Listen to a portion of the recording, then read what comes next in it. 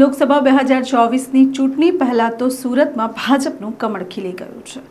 ગઈકાલનો દિવસ ઐતિહાસિક દિવસ રહ્યો। ગુજરાતની રાજનીતિ માટે જેટલા પણ ઉમેદવારો સુરતથી ઊભા હતા દરેકે પોતાનું જે ઉમેદવારી ફોર્મ છે તે પરત ખેંચી લીધું અને નિલેશ કુંભાણીની વાત તો આપ સૌ કોઈ જાણો છો।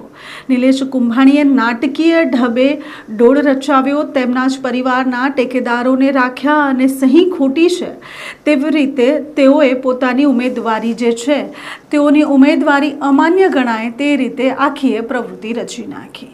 હવે વાત આવી રહી છે સીધી નિલેશ કુંભાણી પર। નિલેશ કુંભાણી ઉમેદવારી પત્ર રદ થતાની સાથે જ ભૂગર્ભમાં પહોંચી ગયા છે। તેમના પરિવારનો અને નિલેશ કુંભાણીનો કોઈ પણ સંપર્ક થઈ નથી રહ્યો।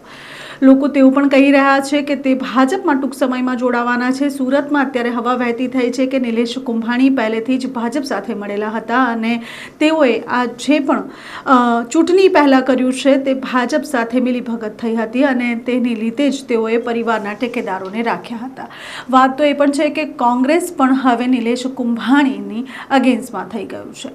કોંગ્રેસના કાર્યકરો જે છે તે નિલેશ કુંભાણીના ઘરે પહોંચ્યા છે। ઘરે તાળું જોવા મળી રહ્યું છે અને તેના પછી કોંગ્રેસના કાર્યકરો દ્વારા નિલેશ કુંભાણી ગદ્દાર છે તેવા પોસ્ટર્સ લગાવવામાં આવી રહ્યા છે અને સાથે સાથે નિલેશ કુંભાણીને શોધવા માટેના ચક્રને પણ ગતિમાન કર્યા છે।